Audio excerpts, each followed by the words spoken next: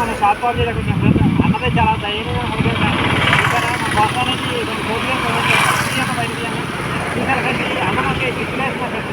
ఎవరైనా సరే ప్రతి ఒక్కరు కూడా అన్న చాలా రీజనబుల్ ప్రైస్లో అమ్ముతారు ఫ్రెండ్స్. ఇక్కడ మీకు దొరకని వస్తువు అనేది అనుకో మీరు పెద్ద పెద్ద షాపులోకి వెళ్ళి డబ్బులు ఇక్కడ అనేది క్వాలిటీ బాగుంటుంది. రీజనబుల్ ప్రైస్ తక్కువలో చాలా తక్కువలో ఇస్తారన్నమాట.